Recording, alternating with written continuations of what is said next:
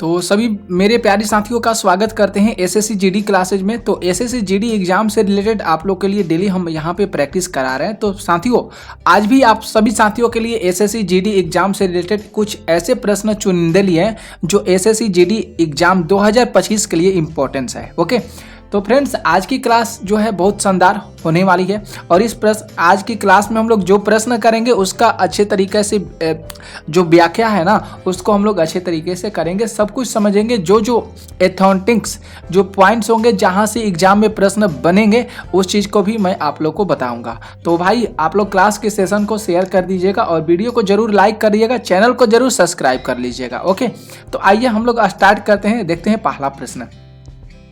तो यहाँ पे फ्रेंड्स पहला प्रश्न दिया गया है कि सम्राट ने मोहम्मद हुसैन अल खातिब कश्मीरी को उनकी सुंदर लिखावट के लिए जरीन कलम या स्वर्ण कलम की उपाधि से सम्मानित किसे किया गया है, यानी कौन से सम्राट को जो है इस स्वर्ण कलम की उपाधि से सम्मानित किया गया फ्रेंड्स। तो यहाँ पे फ्रेंड्स औरंगजेब, इसके बाद है जहांगीर, यहाँ पे जो बी ऑप्शन है जहांगीर, सी में दिया गया है शाहजहां और डी में है अकबर। तो फ्रेंड्स इसका जो सही आंसर जाना चाहिए Akbar is right answer, Akbar यहाँ पे सही आंसर जाएगा। ठीक है, तो अकबर यहाँ पे देखिएगा, यहाँ पे जो कुछ एथेंटिक्स जो इंफॉर्मेशन है आप लोगों के लिए ये चीज़ आप लोग को बताने वाले हैं।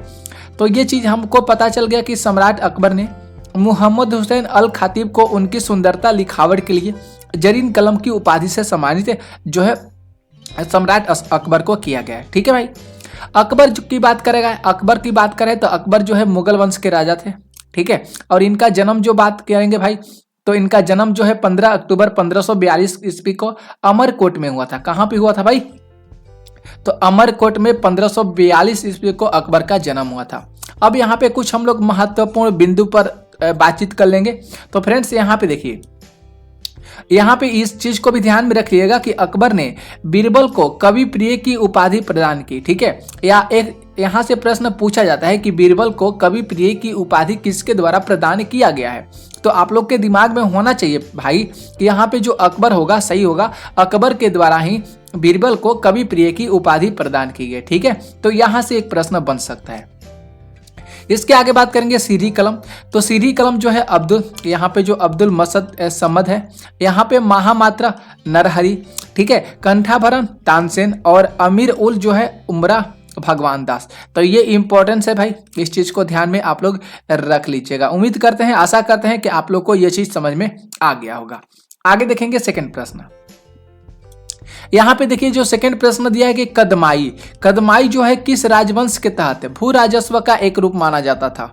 कदमाई जो है किस राजवंश के तहत भू राजस्व का एक रूप माना जाता था। चोल, यहाँ पे देखेंगे सी में बी ऑप्शन दिया है कुषाण, सी में है चालुक्य और डी में दिया गया गुप्त। तो फ्रेंड्स यहाँ पे जो ऑप्शन ए जाएगा ना बिल्कुल सही जाएगा, चोल हो जाएगा। ठीक है, कदमाई जो है ये चोल राजवंश के तहत भू राजस्व का एक रूप माना जाता था, क्योंकि यहाँ पे देख सकते हैं विज्यालय यानी यहाँ पे 850 से लेकर 871 सम्राट को चोल साम्राज्य का संस्थापक माना जाता है। ठीक है, तो याद रखिएगा विज्यालय यानी 850 से लेकर 871 सम्राट को चोल साम्राज्य का संस्थापक माना जाता था। ठीक है भाई, यहाँ पे कुछ और चीज आप लोग देख सकते हैं।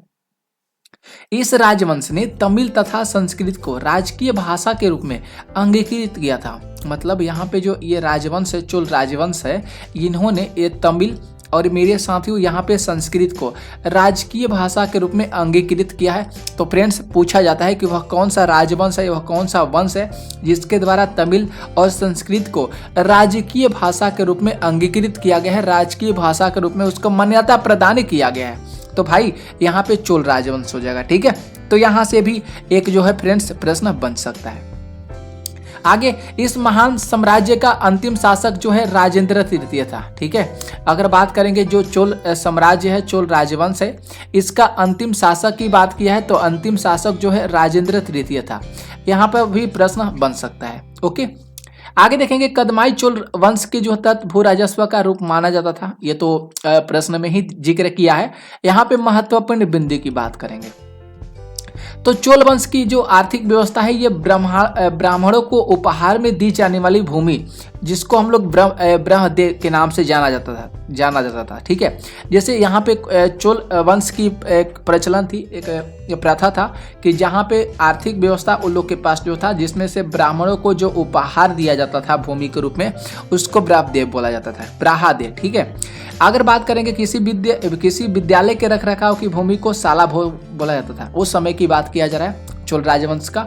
और जो गैर ब्राह्मण होते थे, जिनके किसान स्वामी की भूमि को, उसको बोला जाता था वलन वगाई। ठीक है, वलन वगाई बोला जाता था। तो फ्रेंड्स ये ध्यान में रख लीजिएगा, इंपॉर्टेंट सा। आगे देखेंगे, प्रश्न तीसरा है। यहाँ पे जो तीसरा प्रश्न दिया है कि राजिया पहली महिला मुस्लिम शासिका, ये भारत की किस तुर्की शासक की बेटी थी। बहुत सुंदर सा प्रश्न है। जो राजिया की बात किया है, तो ये पहली महिला मुस्लिम शासिका के रूप में राजिया को जाना जाता था, और ये किसकी पुत्री थी। तो फ्रेंड्स अगर बात करेंगे तो ऑप्शन ए सही जाएगा।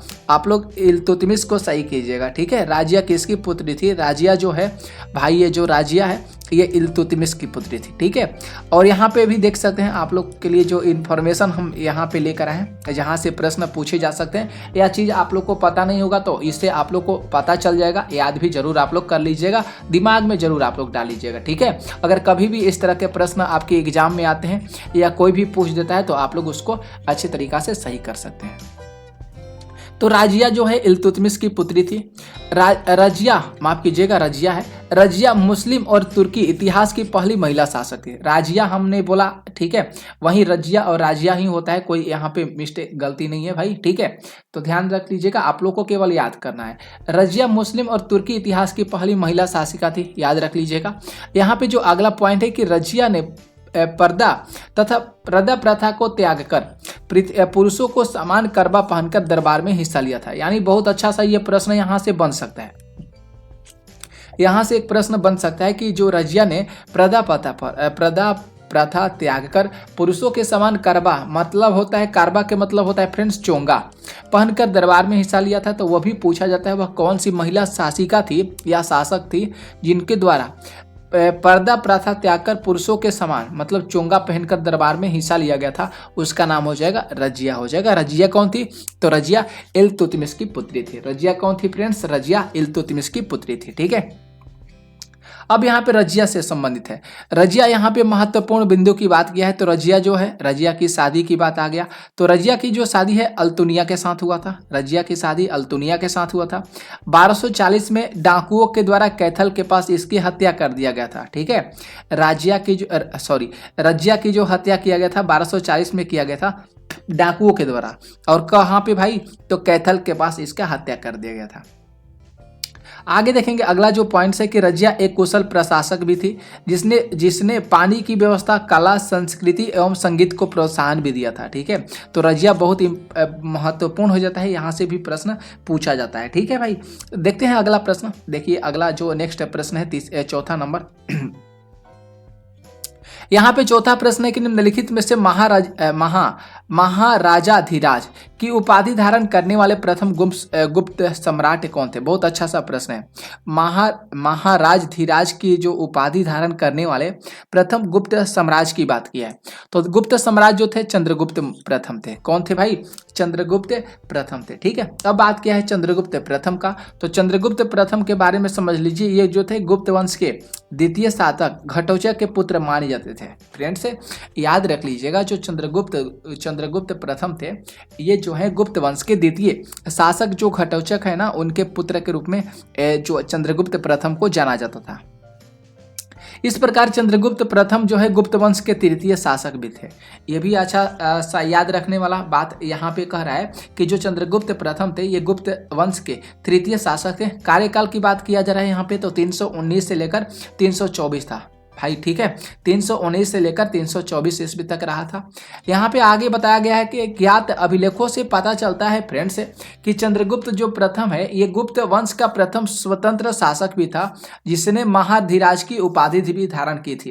तो प्रश्न यहाँ से तो पूछा भी गया है, लेकिन भाई कभी भी आप लोग से भी पूछा जा सकता है, तो ध्यान रख लीजिएगा, एग्जाम में ज्यादातर प्रश्न आ सकते हैं। ठीक है, अब यहाँ पे चंद्रगुप्त से बात किया है तो इनके बारे में तो जानकारी रखना बहुत जरूरी है ना भाई। देखिए यहाँ पे जो महत्वपूर्ण बिंदु के मतलब है कि जो इम्पोर्टेंस फैक्ट्स है, जो इम्पोर्टेंस कोटेगन है, ये चीज़ यहाँ पे बताया गया है कि चंद्रगुप्त ने गुप्त संवत की स्थापना 319 से 320 ईस्वी में किया था। समुद्रगुप्त को भारत का नेपोलियन भी एवं कविराज भी कहा जाता है। ठीक है, ये भी चीज़ इम्पोर्टेंस है कि जो भारत का नेपोलियन या कविराज जो है समुद्रगुप्त को ही कहा जाता है। अब यहाँ पे देखिए अगला जो पॉइंट है कि नालंदा जो विश्वविद्यालय की स्थापना जो है कुमार गुप्त के द्वारा कराया गया था। यानी नालंदा जो विश्वविद्यालय है बिहार में, ठीक है, कहाँ पे है भाई, बिहार में है। तो कुमार गुप्त के द्वारा जो है नालंदा विश्वविद्यालय की स्थापना किया गया था। कालिदास और धनवंतरी चंद्रगुप्त द्वितीय के दरबार में आसन थे। कालिदास और धनवंतरी की बात की है तो ये जो थे चंद्रगुप्त द्वितीय के दरबार में आसन थे। ठीक है, स्कंदगुप्त ने सुदर्शन झील का पुनर्द्वार किया था। स्कंदगुप्त ने जो सुदर्शन झील इसका पुनर्द्वार किया था। ठीक है भाई, तो किसके द्वारा, स्कंदगुप्त के द्वारा। ओके, समझ में आ रहा होगा ना, उम्मीद करते हैं, आशा करते हैं तो फ्रेंड्स आप लोग को बहुत अच्छे तरीका से समझ में आ रहा होगा। आगे देखा जाए, अगला प्रश्न है कि बोध गया एक महत्वपूर्ण बौद्ध तीर्थ स्थल क्यों है। ये भी अच्छा सा प्रश्न है। जो बोध गया के बारे में बताया है कि बोध गया जो है एक महत्वपूर्ण बौद्ध तीर्थ स्थल है। क्यों, क्योंकि बोध गया जो है भाई ये हो जाएगा बिहार में है। ठीक है, क्योंकि देखेंगे प्रश्न यहाँ पे जो पूछा गया, यहाँ गौतम बुद्ध का जन्म हुआ था, नहीं, ये यहाँ पे गौतम बुद्ध का जन्म नहीं हुआ था।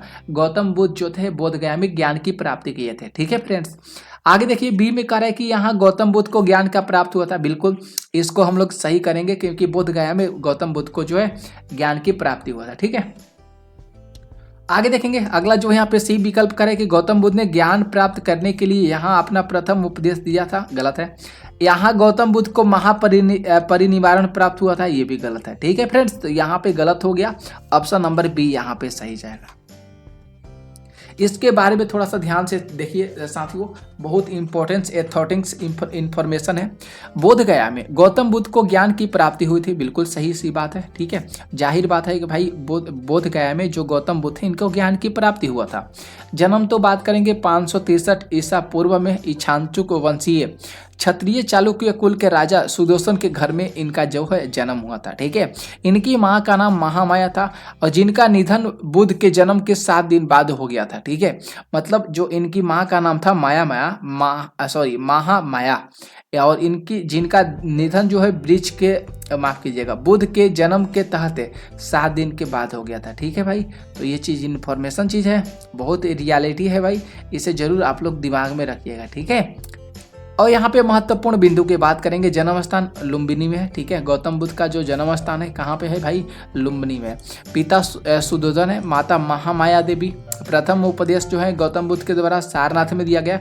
और इनकी जो भाषा है ना फ्रेंड्स, भाषा इनकी कौन सी, पाली थी। भाषा कौन थी भाई, पाली थी। ठीक है, सर्वाधिक उपदेश जो है श्रावस्ती में दी है। और महापरिनिर्वाण यानी यहाँ पे जो बात किया जा रहा है ना, मृत्यु की बात किया जा रहा है, तो महापरिनिर्वाण जो है कुशीनगर हो जाएगा। तो ये सारी चीज ध्यान में रख लीजिएगा फ्रेंड्स, बहुत इंपॉर्टेंट चीज है। नेक्स्ट देखेंगे, अगला प्रश्न है यहाँ पे जो 6 नंबर प्रश्न दिया कि तंजावुर का राजेश्वर मंदिर जो है निम्न में से किस देवता को समर्पित होता है। तो जो यहाँ पे फ्रेंड्स तंजावुर की बात किया तो भगवान कृष्ण यहाँ पे राइट आंसर सही चला जाएगा। एक सॉरी फ्रेंड्स, क्योंकि तंजावुर का राजेश्वर मंदिर की बात किया है भाई, तो यहाँ पे तो भगवान कृष्ण नहीं भगवान शिव होते थे। ठीक है भाई, क्योंकि इस मंदिर में भगवान शिव होते थे, तो यहाँ पे फ्रेंड्स ऑप्शन नंबर बी को सही करिएगा। ठीक है ना, ऑप्शन नंबर बी को सही करिएगा, क्योंकि तंजौर का राजेश्वर मंदिर जो है बृहदेश्वर मंदिर के रूप में इसको जाना जाता था। इसका निर्माण जो है राजाराज प्रथम के द्वारा 1000 ईस्वी में करवाया गया था।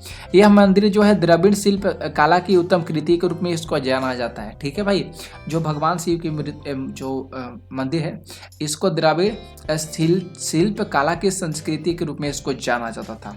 यह तमिलनाडु राज्य में स्थित है। ठीक है, और भगवान शिव को समर्पित है। ये जो आप देख रहे हैं ना तंजावुर का एक राजेश्वर जिला है, ये कहाँ पे स्थित है, तंजावुर में है। कहाँ पे है भाई, तंजावुर में। ठीक है, तो इसे ध्यान में रख लीजिएगा, बहुत इंपॉर्टेंट चीज यहाँ पे आप लोगों को बता रहे हैं। यहाँ पे अगर बात करेंगे फ्रेंड्स महत्वपूर्ण बिंदु का, तो विरूपाक्ष मंदिर जो है हम्पी भगवान शिव के पास, मीनाक्षी मंदिर, सूर्य मंदिर पार्वती, इसके बाद है पद्मान स्वामी मंदिर, तो देख सकते हैं यहाँ पे तिरुवनंतपुरम भगवान विष्णु, ठीक है। और यहाँ पे जो लिंगराज मंदिर है ये भुवनेश्वर में, कहाँ पे लिंगराज मंदिर कहाँ पे है फ्रेंड्स, तो भुवनेश्वर भगवान शिव का, ठीक है। तो ये इंपॉर्टेंट चीज है, ध्यान रखना होगा आप लोग को। नेक्स्ट देखेंगे फ्रेंड्स अगला प्रश्न। यहाँ पे जो 7 प्रश्न है कि मुगल सम्राट बाबर के बारे में निम्नलिखित में से कौन सा कथन गलत है। मतलब बाबर के बारे में, मुगल सम्राट जो बाबर था ना भाई, यहाँ पे गलत चुनना है कि कौन सा गलत यहाँ पे सही जाएगा। तो देख सकते हैं यहाँ पे अगर ये ऑप्शन को ध्यान से पढ़ेंगे कि जब वह सिंहासन पर बैठा था तो उनकी उम्र 18 वर्ष थी। फ्रेंड्स यही तो यहाँ पे सीधा साधा गलत हो गया, ये तो भाई यहाँ पे सीधा गलत हो गया कि जब उसको सिंहासन पर बैठा था तो उसकी उम्र 18 वर्ष नहीं थी भाई, ठीक है, 18 वर्ष नहीं थी, ठीक है। तो हम लोग को गलत ही छाटना था फ्रेंड्स, तो यहाँ पे हम लोग बी ऑप्शन को गलत ही कर देंगे। बाकी यहाँ पे तो तीनों ऑप्शन जो दिया गया है ना ये सही हो जाएगा। देखेंगे फ्रेंड्स अगला जो यहाँ पे देख सकते हैं कि जो जहरुद्दीन मोहम्मद उर्फ बाबर मुगल साम्राज्य के संस्थापक प्रथम शासक भी थे। इनका जन्म जो हुआ था एशिया के वर्तमान उज्बेकिस्तान में हुआ था। और फ्रेंड्स यहाँ पे 1504 में काबुल को जीतकर बादशाह की उपाधि भी धारण की है। तो फ्रेंड्स ये इंपॉर्टेंस है, ध्यान रख लीजिएगा। महत्वपूर्ण बिंदु की बात करेंगे भाई, तो महत्वपूर्ण बिंदु में देखिएगा यहाँ पे दिया गया मुंबई यान नामक पद शैली को जन्मजाता बाबर को माना जाता है, ठीक है, बाबर को जाना जाता है। तो जो मुंबई यान नामक पद शैली का जो जन्म जाता है ये किसको जाना जाता है, बाबर को। बाबर ने सर्वप्रथम तुगलकनामा युद्ध नीति का जो है प्रतिपादन किया था, प्रयोग किया था बाबर ने भाई, याद रख लीजिएगा। इनके द्वारा जो युद्ध नीति था कौन सा, तुगलमा, क्या था भाई, तुगलमा, ओके। बाबर ने कलंदर तथा गाजी की उपाधि भी धारण की है। बाबर जो कलंदर तथा गाजी की उपाधि धारण की है। बाबर तुर्की से कृति संकलन है। और इसके बाद बाबर की मृत्यु जो है 1530 के आसपास हो गया था आगरा में, ठीक है। तो बाबर की जो मृत्यु हुआ था 1530 में आगरा के पास हो गया था फ्रेंड्स, ओके। आगे देखिएगा अगला जो प्रश्न है यहाँ पे 8 नंबर प्रश्न है, निम्नलिखित में से कौन सी पुस्तक बाण भट्ट के द्वारा लिखा गया। बाण भट्ट के द्वारा जो है कौन सी पुस्तक को लिखा गया। तो फ्रेंड्स यहाँ पे हर्ष चरित्र दिया गया है ना, इसे हम लोग करेंगे सही आंसर, हर्ष चरित्र हो जाएगा यहाँ पे सही आंसर, ठीक है। अब इसके बारे में फ्रेंड्स हम लोग ध्यान से देख लेते हैं यहाँ पे क्या है। तो बाण भट्ट के द्वारा जो पुस्तक लिखा गया उसका नाम है हर्षचरित। बाण भट्ट जो है 7वीं शताब्दी के संस्कृत और गद्य लेखक और उनके कवि के रूप में इनको जाना जाता था, ठीक है। वह फ्रेंड्स याद रख लीजिएगा जो यहाँ पे अगला कोटेशन के तौर पे है कि वह राजा हर्षवर्धन के दरबारी कवि थे। जो बाण भट्ट थे ना ये भाई, ये राजा हर्षवर्धन के दरबारी कवि के रूप में इनको जाना जाता था, ठीक है भाई। तो ये सारे कुछ इन्फॉर्मेशन बहुत इंपॉर्टेंस है और बहुत इंपॉर्टेंट चीज ही आप लोग को बता रहे हैं भाई। तो लेक्चर को पूरा देखिए, कंप्लीटली देखिएगा। यहाँ पे देखिएगा बाण भट्ट द्वारा रचित कादम्बरी जो है दुनिया का पहला उपन्यास भी माना जाता था। जो बाण भट्ट के द्वारा कादम्बरी को लिखा गया ये जो है एक प्रकार का उपन्यास है, लेकिन दुनिया का पहला उपन्यास जो है इन्हीं का माना जाता है, कादम्बरी का। और इनको नोबेल पुरस्कार से भी इस कादम्बरी पर जो है सम्मानित किया गया है, ठीक है, बाण भट्ट को। अगर फ्रेंड्स यहाँ पे कुछ महत्वपूर्ण पॉइंट की बात करेंगे जो अकबर नामा है ये अब्दुल फजल के द्वारा लिखा गया है। जो देख सकते हैं माल बिकान मित्रस, ठीक है, ये जो है कालिदास के द्वारा लिखा गया है। तो अष्टाध्यायी पाणिनि, रामायण वाल्मीकि, महाभारत वेदव्यास, अर्थशास्त्र जो फ्रेंड्स चाणक्य, कामसूत्र जो है वात्सायन, डी में दिया गया है यहाँ पे फ्रेंड्स। हाँ देखिए कामसूत्र वात्सायन, बुद्ध चरित्र जो है अश्वघोष हो जाएगा, ठीक है। तो ये सारी चीज इंपॉर्टेंस है फ्रेंड्स। आगे देखेंगे महाभारत की जो महाभाष्य पतंजलि, मेघदूत, कालिदास, पंचतंत्र विष्णु शर्मा और मुद्रा राक्षस जो हो जाएगा ये विशाखापत्तनम मतलब विशाखा दंत का हो जाएगा, ठीक है, विशाख दंत। आगे जो गीत गोविंद है फ्रेंड्स यहाँ पे जयदेव दिया गया है, ठीक है। यहाँ पे बृहत संहिता, वारमविहार। इसके बाद डी में देखेंगे सूर्य सिद्धांत आर्यभट्ट। और डी ऑप्शन देखेंगे यहाँ पे फ्रेंड्स जो दिया गया यहाँ पे नाट्यशास्त्र जो है भरत मुनि दिया गया है, ठीक है, ध्यान रख लीजिएगा। आगे देखिएगा फ्रेंड्स अगला यहाँ पे जो प्रश्न है कि बनारस के इनमें से किस राजा को 1781 ईस्वी में वारेन हेस्टिंगर द्वारा गिरफ्तार कर लिया गया था। ये भी अच्छा सा सुंदर सा प्रश्न है। तो फ्रेंड्स यहाँ पे जो सही आंसर जाएगा ना, सही जाएगा चैत्र या चैत्र, याद रखिएगा, ठीक है, चैत्र या चैत्र सिंह यहाँ पे होगा, सही जाएगा, ठीक है, ओके, बहुत बढ़िया। आगे देखेंगे यहाँ पे देखिए फ्रेंड्स यहाँ पे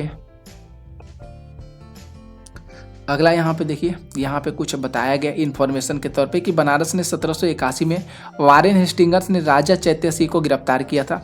इस विषय में कई थ्योरी भी प्रचलित थी, जिसमें एक कहावत द्वारा चरितार्थ किया गया था, घोड़ा पर रहोता और हाथी पर जीन, चुपके से भागकर वारेन हेस्टिंग के पास चले जाते हैं। ठीक है, तो फ्रेंड्स याद रख लीजिएगा। यहाँ पे महत्वपूर्ण बिंदु की बात करेंगे तो वारेन हेस्टिंग्स जो है 1774 ईस्वी में भारत के प्रथम गवर्नर जनरल बने थे, वारेन हेस्टिंग्स। ठीक है, यह राजकीय कोषागार की मुर्शिदाबाद से हटकर इसको कलकत्ता लाया गया था। गीता ने अंग्रेजी अनुवाद जो है विलिकन्स को उसके आश्रय के रूप में उसको दे दिया है। ठीक है ना भाई, तो इसे ध्यान रख लीजिएगा, इंपॉर्टेंट चीज आप लोग को बता रहे हैं। आगे देख लीजिएगा, अगला प्रश्न है 11 नंबर प्रश्न है कि कुतुब मीनार के 5वें तल का निर्माण निम्न में से किसके शासनकाल के दौरान किया गया था। कुतुब मीनार के 5वें तल का जो निर्माण है ना, किसके शासन काल के दौरान जो है फ्रेंड्स किया गया था। तो भाई बात करेंगे जो यहाँ पे ऑप्शन सी जाएगा ना, फिरोज शाह तुगलक है, ये मेरे साथियों सही जाएगा। फिरोज शाह तुगलक को सही कीजिएगा। ठीक है, फिरोज शाह तुगलक। ओके भाई, थोड़ा सा इन्फॉर्मेशन आप लोग को बता देते हैं। यहाँ पे जो दिया गया अफगानिस्तान स्थित जाम की मीनार से प्रेरित होकर 1193 में कुतुबुद्दीन ऐबक ने कुतुब मीनार का निर्माण आरंभ करवाया था। ठीक है, 1193 में जो कुतुबुद्दीन ऐबक है, ये कुतुब मीनार का निर्माण करवाया था। ओके भाई, किंतु वह केवल उसके आधार का ही निर्माण कर पाया था। इल्तुतमिश जो है इनमें से 3 मंजिलों को और बढ़ाया और 5वीं और अंतिम मंजिल का निर्माण जो है फिरोज शाह तुगलक के द्वारा कराया गया था। ठीक है भाई, ये ध्यान रख